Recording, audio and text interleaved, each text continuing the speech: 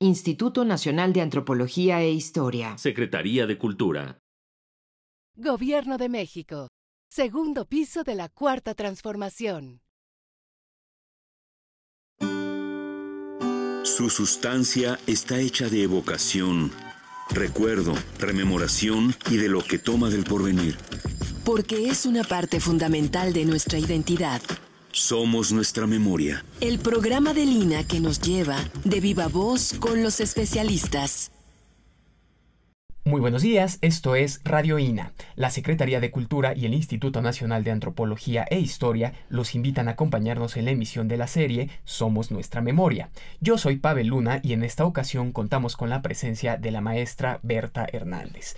El tema de hoy es el centenario de la radio educativa en México. Querida Berta, muy buen día, ¿cómo estás? Qué gusto que estés aquí con nosotros. Muy bien, querido Pavel, te abrazo y también le mando un abrazo a todos los amigos de Radio INA. Y pues aquí con frío porque ya es fin de año, ¿no? Sí, ya es fin de año, pero bueno, ustedes tráiganse un cafecito, tráiganse un té, tráiganse un chocolate, una mantita, no importa que haga frío, porque hoy les vamos a contar historias verdaderamente fascinantes, ¿a poco no? Verdaderamente que sí. Porque estos pedacitos de historia que tienen que ver con las tareas educativas, pues a veces nadie se acuerda. O, peor todavía, hay quien cree que toda la vida han existido. Claro, pero además vamos a hablar un poco acerca del engranaje de un montón de cosas que nos conocemos muy bien y de un montón de cosas sobre las que le tenemos mucho afecto. Es decir, los medios de comunicación, y no cualquier medio de comunicación, sino uno que tú te conoces muy bien, que es la radio, y además la educación de este país. ¿Tiene un ensamblaje? Oh, sí, resulta que sí. Hay una beta de la radio que es, pues, la radio educativa. Exactamente, y pues con todo y frío hay que decir que esto es una ocasión de fiesta, porque la radio educativa mexicana está cumpliendo nada menos que un siglo. Un siglo en este 2024, nada más y nada menos.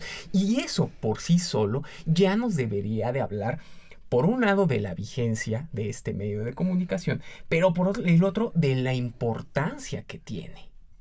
Claro, porque desde luego aquí podríamos empezar mandándole un saludo y una felicitación a esta que es una estación hermana en el conjunto de la radio pública, que es Radio Educación, porque su historia empieza precisamente hace 100 años y como todos los proyectos públicos, digamos que de gran envergadura, pues tiene problemas, retos, dificultades, pero también logros muy grandes, y eso es lo que hay que celebrar. De eso les vamos a contar. Pero a ver, querida Berta, vamos, ahora sí que empezando por el principio.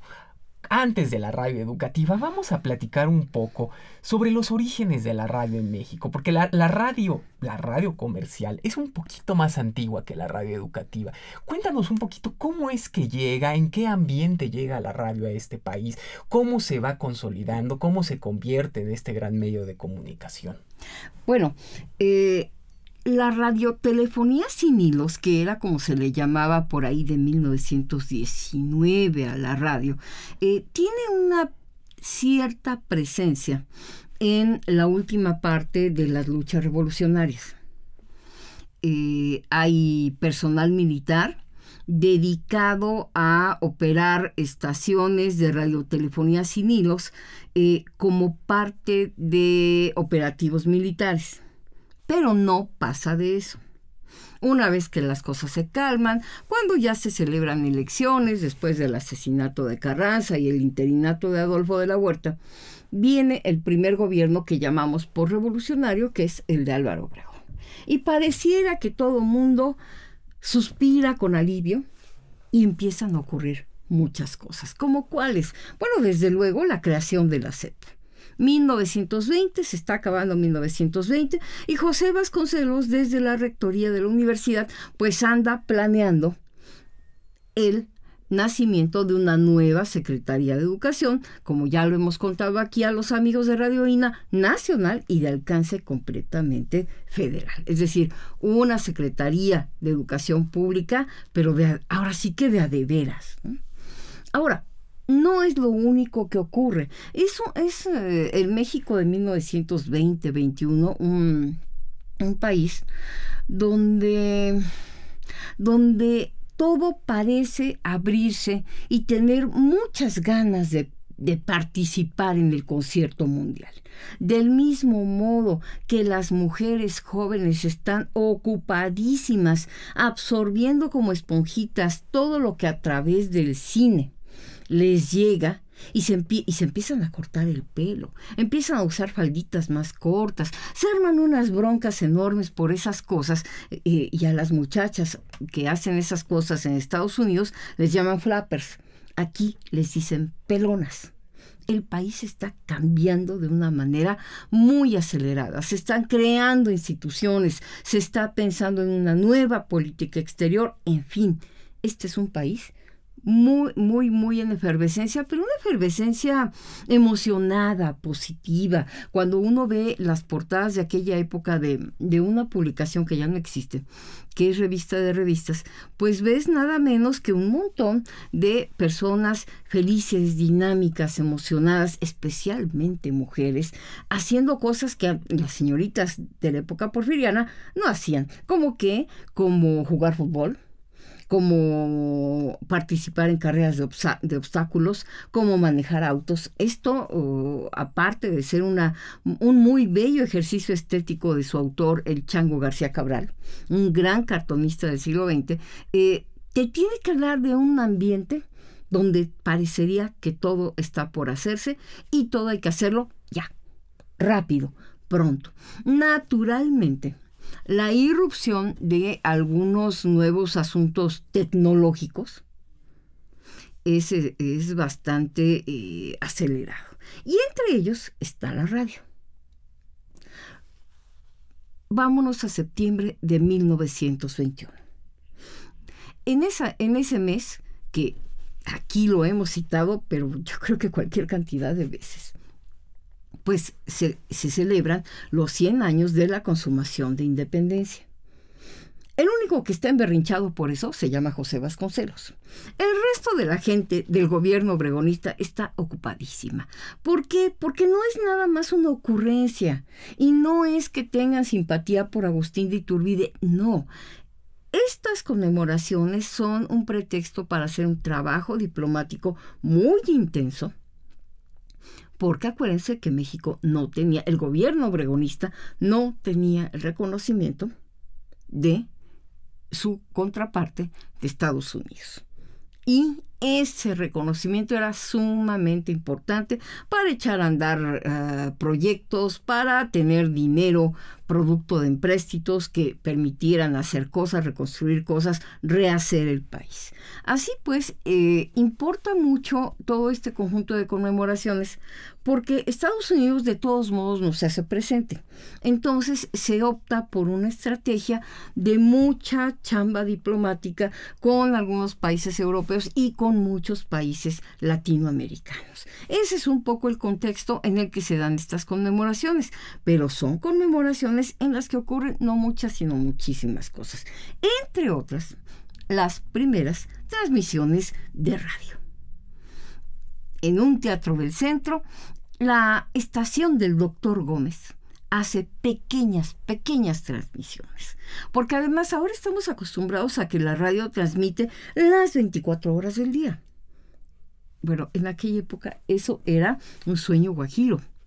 Se transmitía un par de horitas y hasta el día siguiente. Bueno, y uno dice, ¿pero por qué?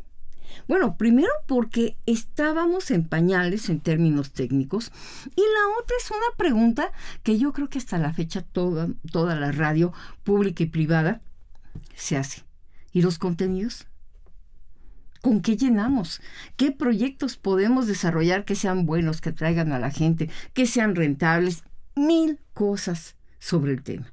Bueno, pues entonces la estación del Dr. Gómez, que era un médico, pues empieza a hacer pequeñas transmisiones chiquitas, muy cortitas. El gobierno mexicano también está entusiasmado en el asunto. Se inaugura una feria comercial en lo que hoy es la Plaza de la República, donde está el Monumento a la Revolución, y se hace una transmisión por radio, con la idea de que el presidente Obregón, que está allá en sus oficinas de el Castillo de Chapultepec, dé un mensaje por la radio.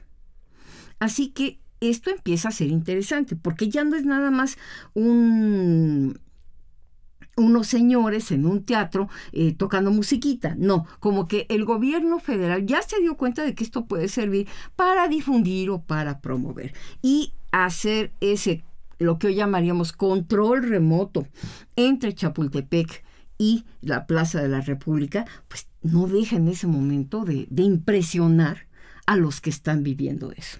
Y la llegada de la radio entonces empieza a hablarnos de un país que se está transformando vertiginosamente. ¿Por qué? Porque va saliendo de la guerra, de todos estos años de la guerra revolucionaria y llega en este ambiente conmemorativo, pero también empieza a hablarle a un público que está ávido, bien acabas de decir, de contenidos. Está buscando nuevas formas de entretenimiento, está buscando nuevas maneras también de enterarse de cosas. Así es. Ahora, hay que pensar que la radio de hace un siglo es muy diferente a lo que hoy tenemos. Estamos acostumbrados a emisoras con radio hablada, que se alternan con grandes segmentos musicales, o a emisoras que todo es pura música, o emisoras que son esencialmente habladas. Y bueno, ya tiene años, pero por ejemplo, tuvimos una emisora, la XEQK, que lo que hacía era llenar con puros anuncios. Y te decía la hora minuto a minuto. Bueno, para llegar a eso, fueron años, décadas de mucho trabajo y mucho esfuerzo, porque, pues, para empezar, es una tecnología radicalmente diferente. Hoy día se puede grabar un programa, planear cuándo se va a emitir, tener un conjunto de efectos especiales. Todas esas cosas no existían hace un siglo. Tampoco existía la tecnología para grabarlo y ponerlo en la fecha que consideraras adecuada. No. Todo era, por lo tanto, rigurosamente en vivo. Y eso supone un montón de retos hace un siglo.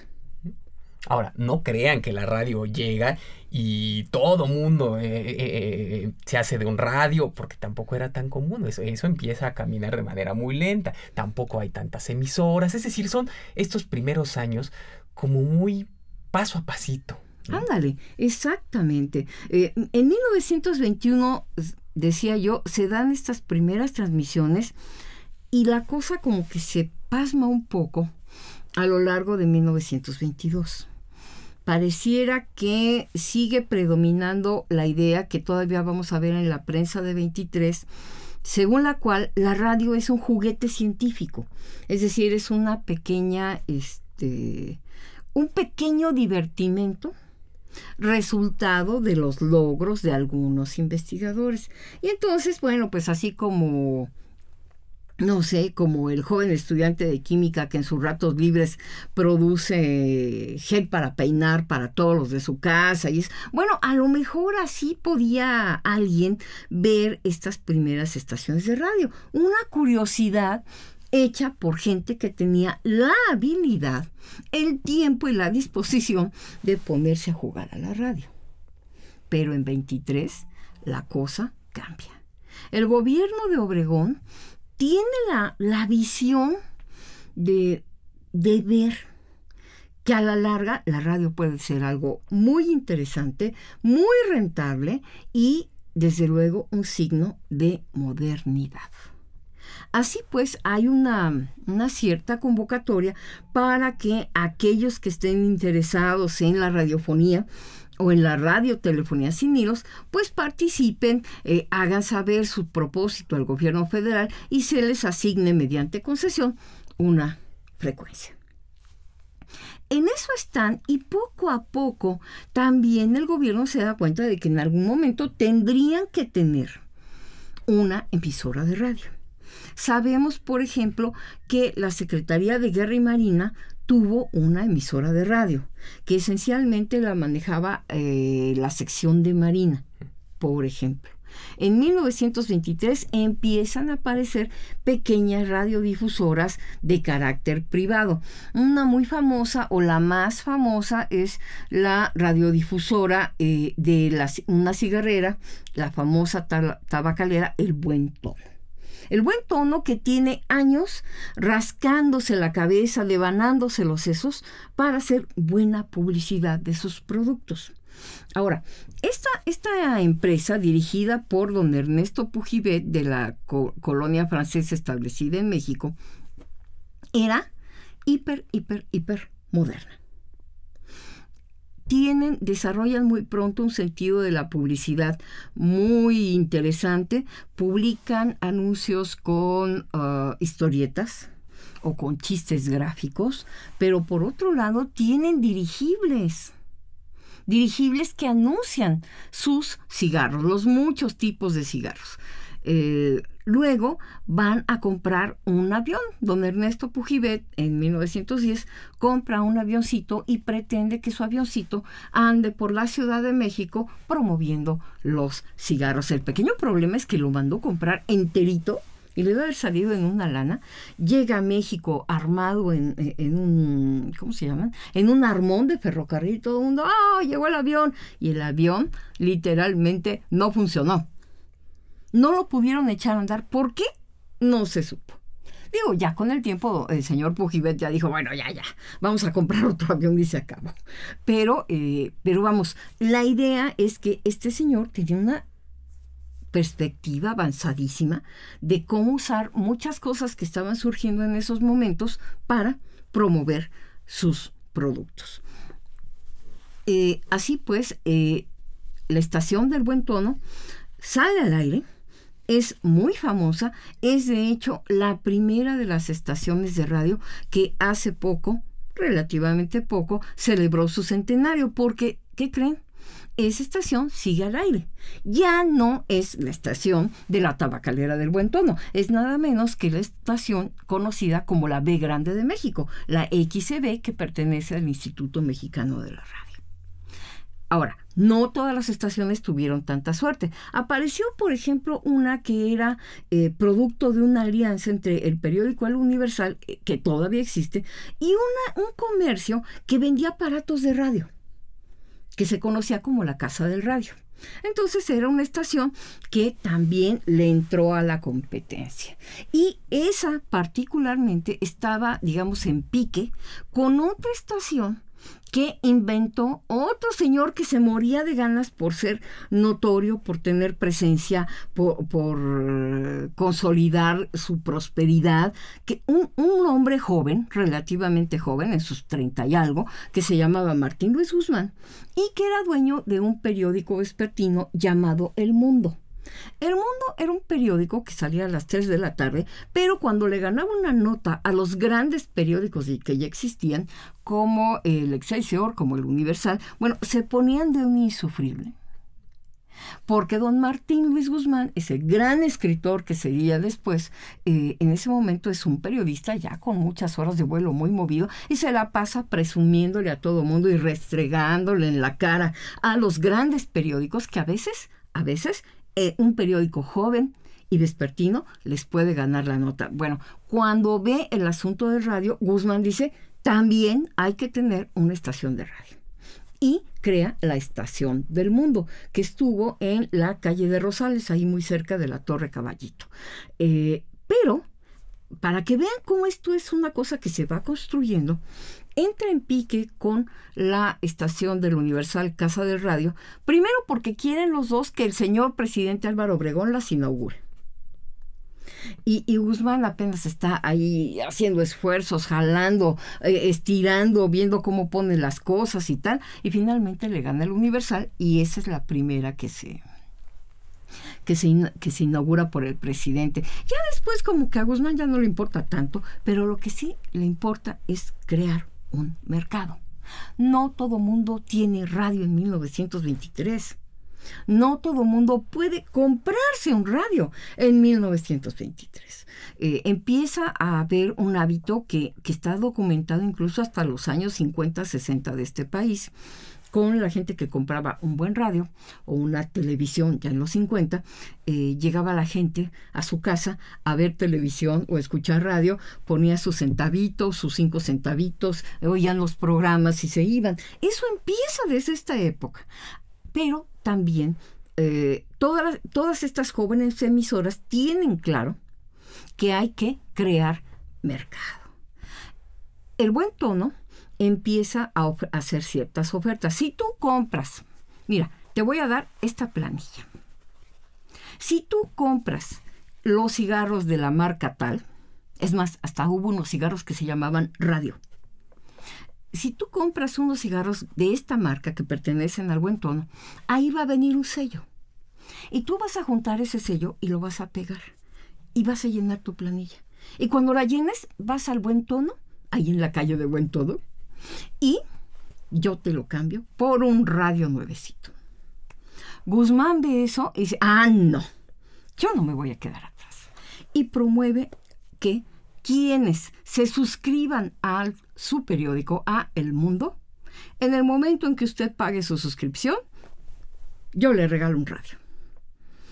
Así pues, hay todo un desarrollo comercial, competencia muy interesante. Ahora, uno dice, ¡qué emoción! O sea, así empieza. Sí, ¿y saben para qué? Para transmitir como 2 horitas diarias. Porque no hay tecnología, porque hay que pensar de qué voy a llenar, verdaderamente de qué voy a llenar. ¿Qué? Y en esas está la radio, tratando de encontrar su vocación, tratando de encontrar sus contenidos, tratando de desarrollar su propio público. Pero resulta que pues la radio comercial no lo es todo. O sea, claro. También empieza a aparecer la necesidad de hacer radio pública. Tú decías hace rato, bueno, la estación que existía de radio pública pues era la de la Secretaría de Defensa. Pero en esas estábamos cuando se nos aparece un señor que, híjole, es que ni modo, hay que volver a hablar de él.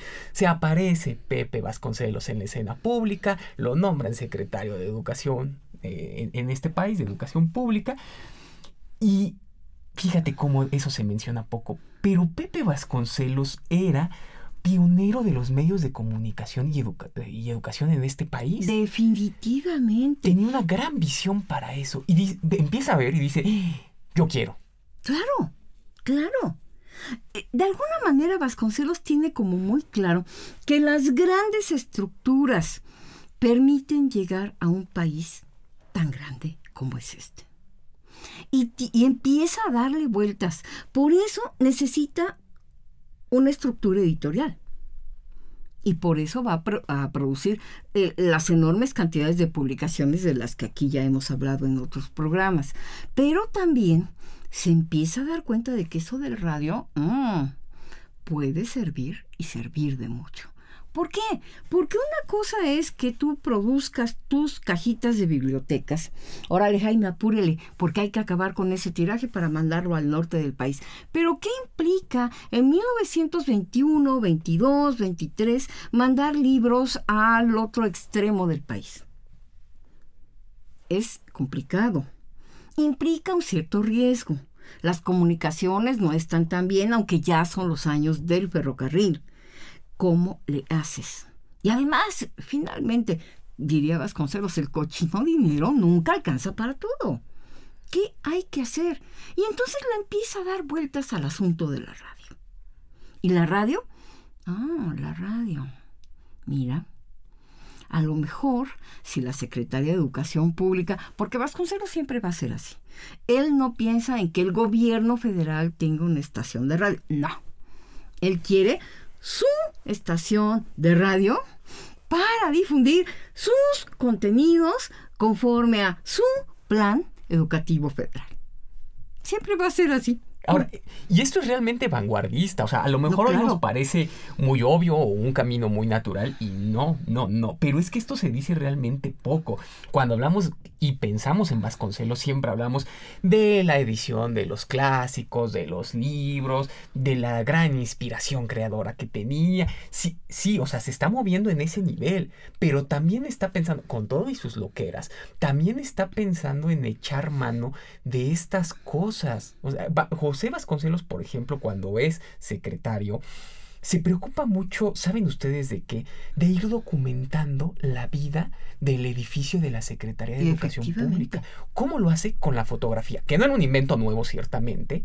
No, pero ya tiene otra dimensión. O sea, si comparamos la foto de bodas de Benito Juárez, pegándole a mediados del 19, con lo que hace Vasconcelos con la fotografía, hay un mundo de distancia. Seguramente muchos amigos conocen esa foto. Es una foto donde está don Benito, que ya le está pegando a los 40 años, y junto está la jovencita Margarita Maza. Pero del otro lado está la hermana de don Benito. Por eso es una foto de bodas muy peculiar. Pero uno pregunta, ¿y por qué? ¿Por qué? Bueno, porque cuando Juárez se casa, la fotografía es un bien muy caro y muy escaso. Una foto de bodas era una cosa muy, muy relevante en un día muy, pero muy de fiesta. ¿Cómo no iba a salir la hermana del novio, no? O sea, por eso se explican estas cosas que nosotros a la distancia decimos, bueno, ¿qué onda de la hermana de don Benito de empeñarse en salir? No, no era así, sino que, ¿quién sabe cuánto le habrá costado a Juárez?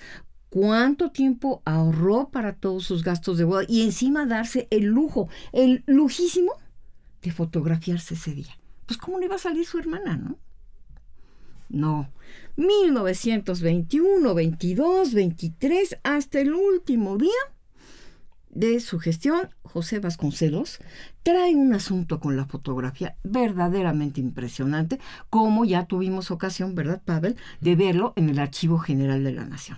Así es, realmente se preocupa mucho con un sentido que hoy diríamos, por un lado de documentar, pero por el otro lado también esto que hoy diríamos que es comunicación social. Ir documentando la vida de la SEP, también para que se difunda, para que se conozca, para que se preserve todo lo que él está haciendo. Sí, pero fíjate que ahí hay que ir viendo, y esto es una gran línea de investigación que traemos entre manos. Algún día la acabaremos y ya les contaremos. Pero es que en el Archivo General de la Nación, cuando uno revisa la parte fotográfica del Fondo SEP, bueno, no es que haya 20 fotos, no es que haya 200 fotos. Hay miles de fotografías tomadas en ese periodo y evidentemente es una instrucción de Vasconcelos. Es decir, no hay un loquito en una oficina del edificio de Argentina feliz de la vida mandando fotógrafos. No. Claramente es una instrucción de Vasconcelos, porque lo que uno ve es la manera en que están almacenados. Se compró material importado, están todas las fotografías, hay negativos de cristal, hay positivos, hay negativos de los otros, y todo está cuidadosamente rotulado con una caligrafía de hace 100 años, pero en sobres importados. Es decir, hubo dinero y hubo voluntad para hacer un muy cuidadoso registro de lo que pasaba en la SEP en esos años. Y eso no puede venir más que del señor secretario Vasconcelos, ¿no? Claro. Bueno, pues les recordamos que el tema de esta ocasión es el centenario de la radio educativa en México y contamos con la presencia de la maestra Berta Hernández. Querida Berta, estamos llegando a la mitad de este programa. Y nos tenemos que apurar. Y todavía hay que apurarnos porque tenemos que ir entrando ahora sí. ¿Por qué les platicamos esto de la fotografía? Porque realmente Vasconcelos se va a convertir en pionero de esto, de los medios de comunicación. ¿Cómo es que empieza a rumiar esta idea y cómo es que llegamos a la radio educativa, querida Berta? Bueno, desde luego que le sigue pensando. ¿Por qué no lo concreta antes? Y aquí quizá importa poner como algunas clavijas temporales. La primera emisión de la radio educativa se dio el 30 de noviembre de 1924. El pequeño detalle es que José Vasconcelos se había ido casi 6 meses antes. Y entonces dice uno, bueno, a ver, toda la vida repetimos que la radio educativa empieza por una iniciativa de Vasconcelos y ahora resulta que el tipo se había ido de la SEP medio año antes. A ver, ¿cómo? Sí, pero es que hay que regresarse a cómo están funcionando las cosas. 1924 es un año en que la Secretaría de Educación gasta no mucho, sino muchísimo dinero. Se está construyendo, ya más o menos acabaron con el edificio sede de la Secretaría, pero tiene muralistas trabajando allí. Está construyendo el Centro Escolar Benito Juárez, la niña de los ojos del secretario, la escuela que va a tener todo lo que se necesita: alberca, salón de baile, teatro al aire libre, salones grandes, pasillos bonitos. Es preciosa, todavía existe. Y también están construyendo el Estadio Nacional. Imagínate que Pepe Vasconcelos entre a la oficina de Obregón y le diga: oiga, ¿qué tal si hacemos ya la radio? Lo van a sacar con cajas destempladas. Además, para esas alturas, a mediados de 24, ya la relación entre Vasconcelos y Obregón ya no es tan buena. Ya no es tan buena porque todo el año ya está contaminado de los problemas de sucesión presidencial. Adolfo de la Huerta renunció a finales de 1923 y en enero de 24 ya es cabeza de una rebelión militar que está peleando en el sureste del país, inconformándose con la manera en que Obregón está pretendiendo encarrilar la sucesión, y finalmente él tiene un candidato que se llama Plutarco Elías Calles. De la Huerta quería ser candidato, ese es un chisme que otro día platicaremos, así que no está tan sencillo. Y en la Ciudad de México también está la cosa sumamente fea. En enero de 1924 matan, de hecho, a un par de cuadras de aquí, al senador Phil Jurado, el senador campechano, que había sido gobernador de su estado y que era en esos momentos senador por su estado. Es una de las personas que cuestionan mucho cómo está llevando Obregón el proceso electoral y empiezan a decirle que le va a pasar lo que a Belisario Domínguez. Phil Jurado contesta pues que a él no le importa porque no les tiene miedo. El resultado es que al caballero le pegan una corretiza horrible aquí a unas cuadras y le pegan tiros hasta matarlo en la esquina de Tabasco con Córdoba, en la muy fifí entonces Colonia Roma, es decir, a 2 cuadras del Instituto Nacional de Antropología e Historia, para que vean que aquí hay unas historias que importan y otro día les contaremos. Así, Vasconcelos está muy, muy impactado por eso. Luego va a decir que desde ese momento quiso renunciar, pero bueno, no se animó y todo lo que estaba en marcha, en fin. Y luego le entra la tentación de la política y quiere ser gobernador de Oaxaca. Y le dice a Álvaro Obregón: oiga, pues yo quiero. Y Obregón así como que le dé el avión, finalmente no lo respaldó, así que la suma de todas estas cosas pues hacen que Vasconcelos pues diga, pues mejor aquí murió. Aquí murió, finalmente la secretaría existe, ya está encarrilada, en fin, así que por lo que dice la prensa de la época, el 4 de julio de 1924 se inaugura la escuela, el Centro Escolar Benito Juárez, y acto seguido Vasconcelos dice, con permiso. Así pues, ha pasado casi medio año desde que se fue Vasconcelos a que está empezando a operar la radio educativa. ¿Qué pasó en el camino? Bueno, que finalmente dejó la idea sembrada, dejó solicitado, hecho el trámite inicial para solicitar una frecuencia asignada a la SEP. Y en esos meses donde Vasconcelos ya no está, es que se entrega esa frecuencia. Se le compró la frecuencia de la estación CYE, que significaba comunicación y no cultura y educación. La CYE se compra a una cadena de emisoras estadounidense y se asume el control de ella.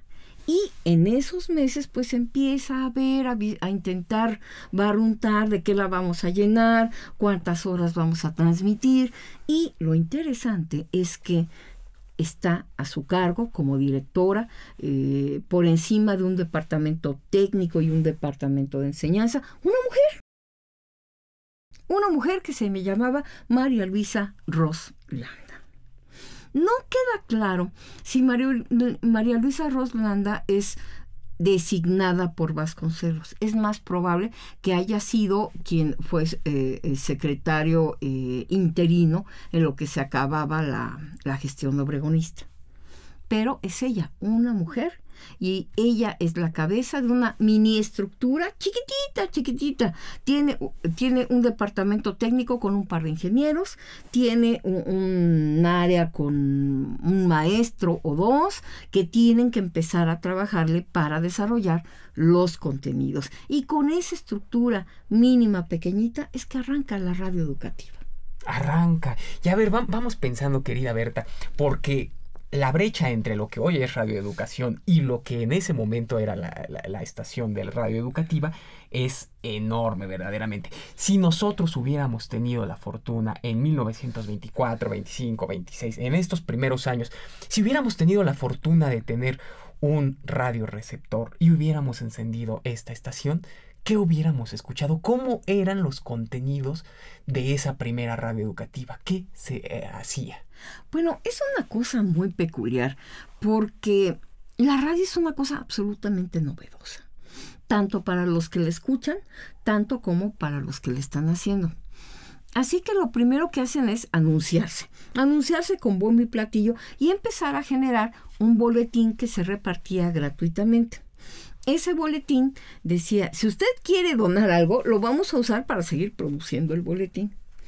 Y ese boletín comparte de alguna manera la cultura radiofónica de la época, porque tiene algunos textos simpáticos o de cultura o de literatura. Ahí están las reseñas de los artistas que van a cantar a la CYE. Pero también se publican, por ejemplo, artículos acerca de qué hacer si tu radio falla, o si tu radio se descompone, o de cómo armar un radio. No es como hoy, vaya y compre uno nuevo. No. ¿Quién compra un radio ahora? Bueno.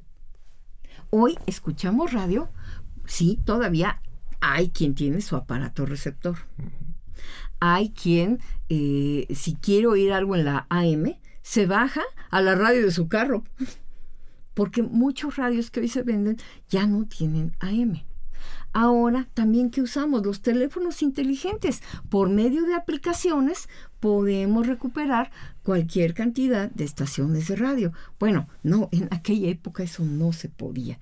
Y en medio de sesudas reflexiones dicen, bueno, necesitamos responderle a la gente, que ellos nos digan qué quieren oír aquí y empezar a darle una vertiente formativa. Así lo que van al Palacio de Correos, abren un apartado postal y le empiezan a pedir a la gente que les escriban diciéndoles qué quieren escuchar.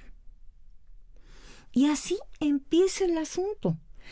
Lo bonito es que existe no el informe propiamente de la administración vasconcelista.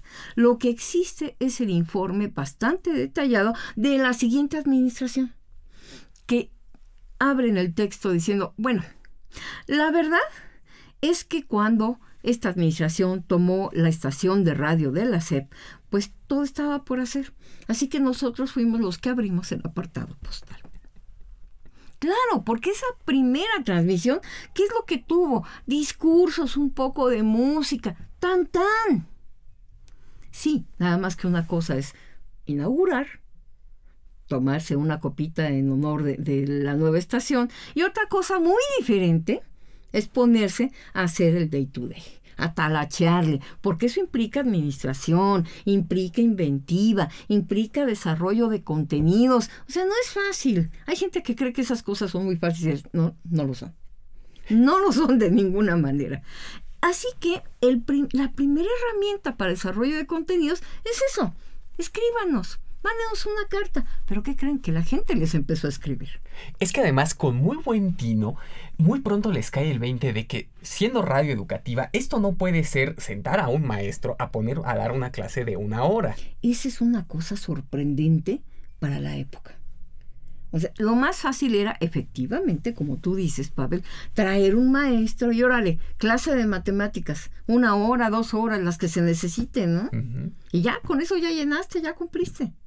No, No, aquí la idea es que tiene que haber un poquito de música para jalar a la gente, que la gente se entretenga y a partir de eso empezar a entablar esa relación de comunicación para que poco a poco empiecen a nutrir de ideas para desarrollar contenidos. Claro, y con mucho sentido además del medio de comunicación que están utilizando, empiezan también a desarrollar sus propios horarios. No era lo mismo encender la radio, la estación de radio de la SEP en la mañana que en la tarde o en la noche, por ejemplo.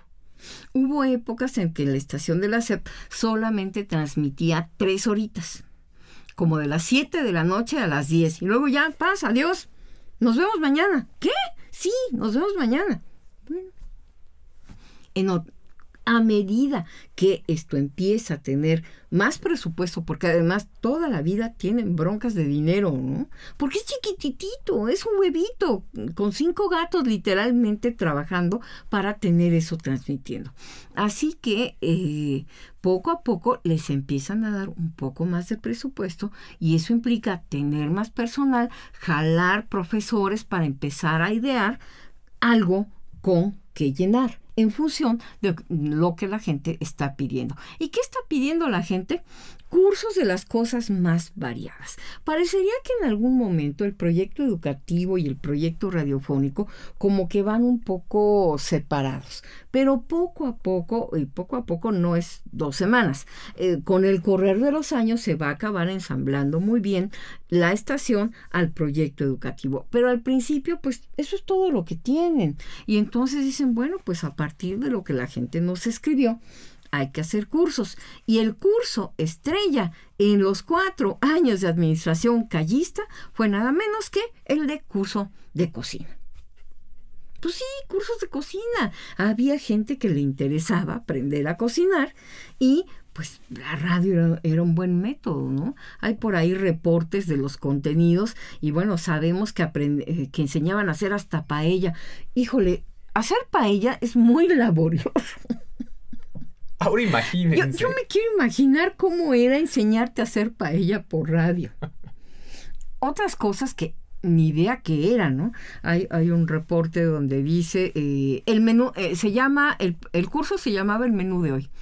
Y dice, menú, paella valenciana, budín rosario. ¿Y qué era el budín rosario? Sepa. Pero, vamos, lo que había sí era un equipo trabajando para generar todo esto. Entonces, ese curso de cocina es muy famoso, lo presumen mucho porque es el más popular. Pero también les están pidiendo que haya algunas cosas de lectura, porque finalmente esto tiene que ser educativo, que empiece a haber algo también sobre la radio, porque hay esta idea de que a través de la radio tienes que explicarle a la gente cómo usar un radio, cómo tener un radio y en caso necesario cómo repararlo. Es una cosa que va a durar mucho tiempo, es una cosa muy, muy peculiar y vamos, finalmente, pues de algún modo también es una enseñanza. Pero sí, poco a poco a alguien le va a caer el 20 de que qué bueno, ya tenemos estación de radio. Ahora, todo lo que estamos trabajando en las escuelas también tiene que llegar por medio de la radio. Y entonces se cierra el círculo. Y una vez más estamos hablando de la dimensión masiva del proyecto educativo de José Vasconcelos. Ya no lo ve, ya no lo ejecuta. No, para Vasconcelos, imagínate a Vasconcelos teniendo él, la estación de radio. No, hubiera hecho un montón de cosas. ¿Cómo que nomás vamos a transmitir 2 horas? ¿Qué les pasa? Para eso tenemos la emisora, ¿no? Órale, todo el mundo a transmitir a diario. Y usted, Jaime, usted, Carlitos, todo el mundo va a entrar. Oiga, pero no, órale. ¿No? Imagínense lo que hubiera sido Vasconcelos con una radiodifusora, ¿no? Claro. Y finalmente, pues la radio educativa pega, se consolida y se termina convirtiendo, ¿qué será? A la vuelta de 10 años, se termina convirtiendo en otra cosa que va a revelarnos la consolidación no solamente de la estación, sino también de los grandes proyectos educativos. ¿Por qué? Porque ya nos vamos a encontrar que en la radio educativa empiezan a participar gente de talla muy, muy grande. Nos vamos a encontrar, ¿saben ustedes a quién? Nada más y nada menos que Agustín Yáñez de director, nada más. Que era un jovencito. Bueno, no un chamaquitito, no, era un hombre joven, pero que llegó a la estación como redactor en jefe y después, bueno, se le ven talentos, capacidades y asume la dirección de la emisora. ¿Sí? Y ahí empiezan también a pasar cosas. Ahí empiezan a pasar un montón de cosas. Y aquí es donde vamos a llegar, querida Berta, a esto que pues hemos platicado un montón y hemos nosotros expresado como uno de los proyectos más redondos de la radio educativa en México, que son los cuentos de Troca. A ver, querida Berta, cuéntanos un poquito sobre este programa, Troca el Poderoso. ¿Quién es Troca? ¿Qué hacía en la radio educativa? Hijo, es impresionante que cuando se estudia desde la lectura de la historia del arte, ese fenómeno que fue Troca el Poderoso, pues más bien la gente está engolosinada con sus dibujos, con sus representaciones. Y se ha hecho un poco de lado el sentido educativo de esto. Quien quiera ir a ver a Troca, pues ya lo sabe, ahí está en el edificio como símbolo, exposición permanente del Museo Vivo del Muralismo. Pero vamos a hablar de los contenidos. Troca el Poderoso fue un invento del escritor y poeta Germán Lista Zurbide, uno de los grandes personajes del movimiento estridentista, y se trata de un robot. O sea, en México hay cuentos de robots mucho antes de que en la televisión gringa empiece a haber ondas de robots. Aquí hay un robot que es bastante presumido y fanfarrón, pero no crean que es de gratis. Troca tiene pies de locomotora, tiene en sus brazos alas de avión y sus manos son grúas, y en su cabeza transmite, ahí sí, permanentemente, una antena de radio. ¿Por qué? Porque Troca es la suma de todo lo que el hombre ha hecho. Es decir, Troca es la encarnación del progreso. Ahora, una cosa es Troca y otra cosa son las historias que cuenta.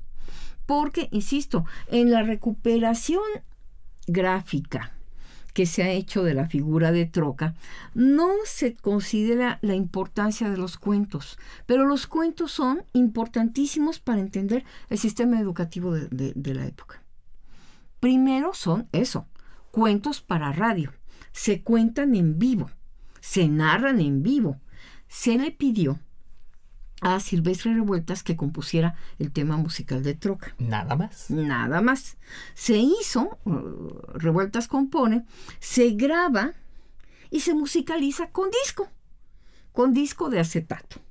Así que debe haber sido muy bonito escucharlo. No sabemos bien cómo sonaba. ¿Por qué? Porque no había tecnología para grabar y conservar los audios. Pero los cuentos sobrevivieron. Y sobrevivieron porque Troca es algo que sale al aire en 1933. En 1939, el periódico gubernamental El Nacional tiene una colección de libros que se llaman Biblioteca del Maestro. Y son materiales para que el maestro pueda utilizarlos en su trabajo frente a sus alumnos. Bueno, en esa colección se publican los cuentos de Troca el Poderoso. Y entonces empezamos a ver de veras de qué iba aquello. La introducción, escrita como todo por Lista Zurbide, dice: no le cuenten a los niños historias de leyendas, ni de muertos, ni de hadas, ni de aparecidos. No les cuenten eso. Cuéntenles acerca del progreso, del talento humano, de la inventiva, de las muchas cosas buenas que el ser humano puede hacer. Y acto seguido se arranca Troca a presumir lo que es, pero luego ya cuando se le bajó un poco el acelere y ya le dejó al mundo claro que él es literalmente la neta, empieza a contar cuentos e invita a sus amigos. Pero diciendo, bueno, ¿y un robot así, qué clase de amigos puede tener? Otro conjunto de artefactos que también son sinónimo de progreso.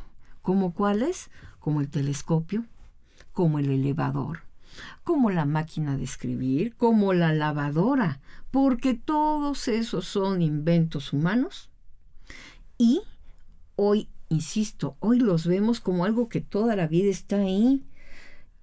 Ya tienes una montaña de ropa sucia, échala a la lavadora o llévala a la lavandería. Qué flojera subirse 15 pisos, ahí está el elevador. Para nosotros eso ya es algo de la vida diaria. En los primeros años 30, no todos los edificios tienen elevador. En esos años 30 todavía es muy caro y muy escaso tener lavadora. El telescopio es una maravilla. La máquina de escribir, aunque ya tiene sus buenos 30, 40 años en la vida nacional, oigan, pues no es que desmerezca. Y por eso, fíjate, Pavel, que los cuentos son bien bonitos. A mí me gustan mucho. Por ejemplo, el cuento de los aparatos del hogar. Seguramente los amigos se acuerdan que ha habido épocas en las que viene el Día de la Madre y hay quien dice, a ver, no vayan a cometer el terrible error de regalarle a su mamá una lavadora o regalarle a su mamá una licuadora o una plancha. Hubo una época donde instancias públicas insistían mucho en eso, ¿no? O sea, es un día de la mujer, no le compre esas cosas. No, en 1933, cuando se emiten estos cuentos, una lavadora, ¿por qué? Porque así lo dice el cuento. A mamá no sabes cómo le ahorra tiempo tener una lavadora. No sabes cómo le ahorra energías que puede dedicar al cuidado de sus hijos, ayudarlos con la tarea. No, tener lavadores, la neta. Así. La máquina de escribir es también medio presumida, así como troca. Y dice, en las oficinas yo resuelvo problemas. Pero a un escritor seguramente lo voy a ayudar a hacer una novela que lo hará famoso. Y venderá muchos miles de ejemplares. O sea, de ese tamaño es esta concepción de que el talento humano puede traducirse en un artefacto que hace cosas o que ayuda a hacer cosas importantes. Así son todos los cuentos de Troca. Claro, uno los ve de lejos y los ve aislados del plan educativo y dice, pues qué chistoso. No, lo que pasa es que forman parte de este proyecto que se llama educación socialista, que más que socialista, tiene un profundo corte racionalista. Y finalmente está cumpliendo algo que desde muchos años antes se está diciendo. Hay que enseñarle a los niños a pensar racionalmente. Este asunto de que no le cuente leyendas ni cuentos de hadas está desde la época de la consumación de la independencia. José Joaquín Fernández de Lizardi, eso es lo que quiere, que no le anden enseñando esas cosas a los niños porque se vuelven supersticiosos. En el inicio del siglo XX, Amado Nervo, que por cierto era cazador de espiritistas en sus ratos de ocio, dice, no le enseñen esas cosas a los niños. Pero finalmente no existe un sistema educativo que escuche esto. En los años 30 lo estamos viendo como una realidad y Troca es una de esas muchas manifestaciones de ese proyecto de educación racionalista. Y es que uno dice, híjole, los cuentos son bonitos, incluso a la vuelta de 90 años, son atractivos incluso hoy para los niños, para los chavos, pero no es nada más que sean bonitos o sean atractivos, es que nos están hablando verdaderamente del proyecto educativo que se está poniendo en marcha y cómo en paralelo la radio educativa está respondiendo a eso, y lo hace de una manera muy bien, muy bonita y muy redonda. Muy redonda, pero además hay que decir que esta es una etapa del proyecto educativo nacional donde hay mucho esfuerzo, mucha talacha cotidiana. En algunas cosas, desde luego, se van a cometer errores garrafales y enormes, y en otras funciona muy bien. Un ejemplo de error garrafal es aquella puntada del primer secretario de Educación de Pascual Ortiz Rubio, que apenas ocurrió 3 años antes.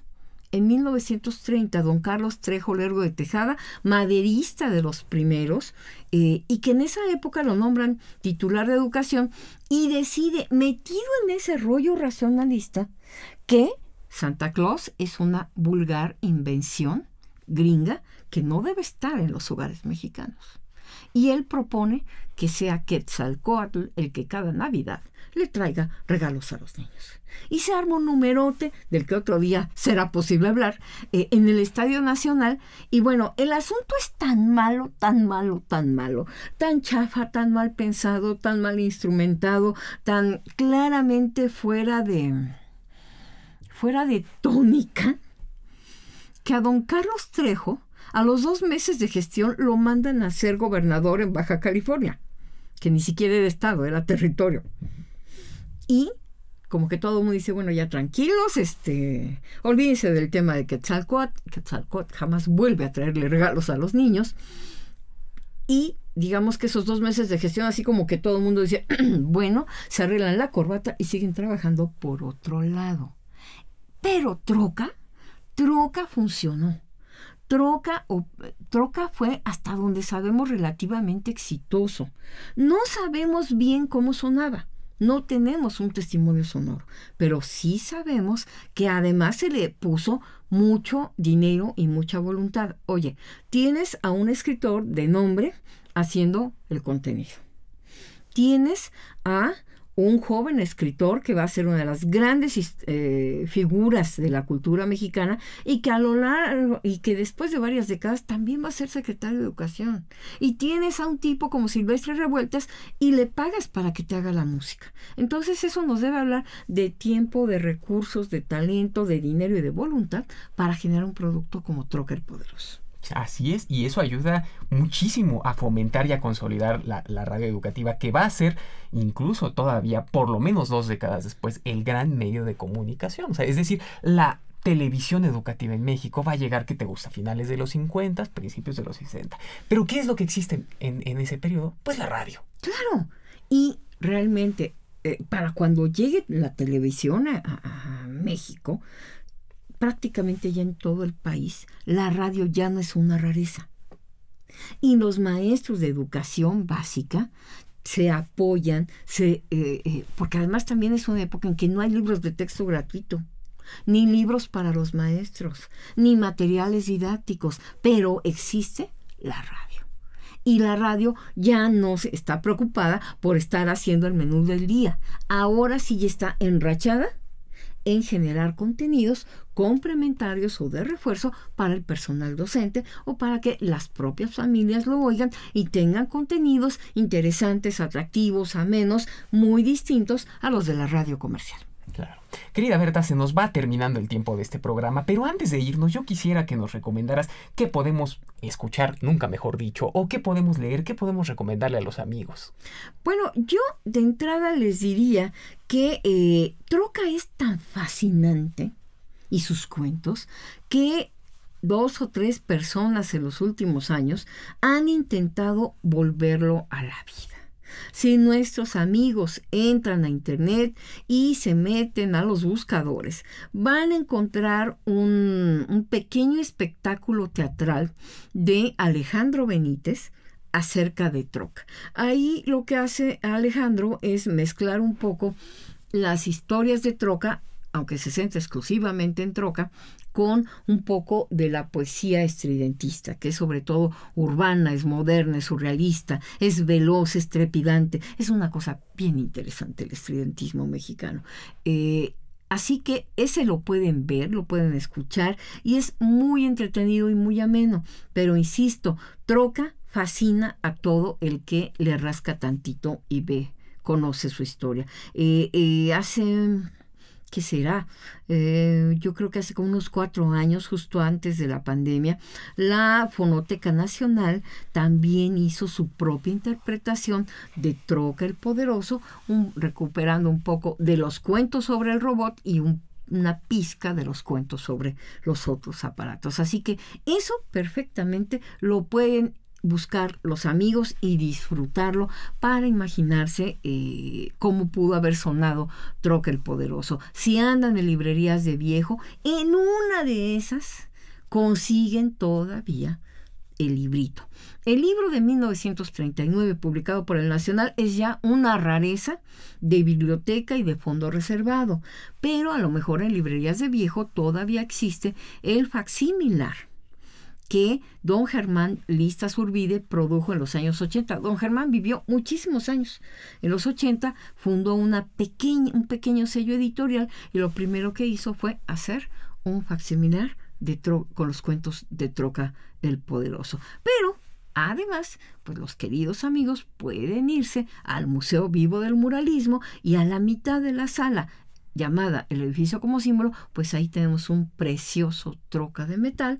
Ahí pueden escuchar uno de estos archivos sonoros de los que les hablo y pueden ver que está ahí guardadito en su vitrina un ejemplar del libro de 1939. Así que no hay pretexto para no asomarse a ver quién era Troca el Poderoso y qué hacía. Ay, pues, híjole, tantas historias que se nos han quedado por contar. Ya tendremos... Qué raro, ¿verdad? Qué raro. Ya tendremos ocasión de platicárselas en otro momento. Pero muy bien, querida Berta, mil gracias por acompañarnos el día de hoy. Gracias a ti, querido Pavel, gracias a Radio INA y gracias a todos los amigos que nos escuchan. Muy bien, y pues se nos ha terminado el tiempo, así que pues yo, Pavel Luna, a nombre de Radio INA, doy por terminada esta emisión que fue posible por la generosa participación de la maestra Berta Hernández. Muchas gracias a nuestros escuchas por su atención. Les sugerimos consultar más de nuestra producción a través de nuestras distintas plataformas digitales en YouTube y Spotify. En la producción, la Coordinación Nacional de Difusión a través de la Dirección de Producción Audiovisual con Ana Galicia y la Subdirección de Radio INA con Gabriela Marentes. En la realización, Evanibaldo Morales. En la grabación y edición, Rubén Martínez. En el apoyo, Marta Hernández, Paula Abedoy y Jerónimo Cuevas. Muchísimas gracias y hasta la próxima. Las opiniones y comentarios aquí expresados son de entera responsabilidad de quienes proporcionan la información y no representan necesariamente las opiniones de Radio INA ni comprometen el pensamiento editorial del Instituto Nacional de Antropología e Historia. Instituto Nacional de Antropología e Historia. Secretaría de Cultura. Gobierno de México. Segundo piso de la Cuarta Transformación.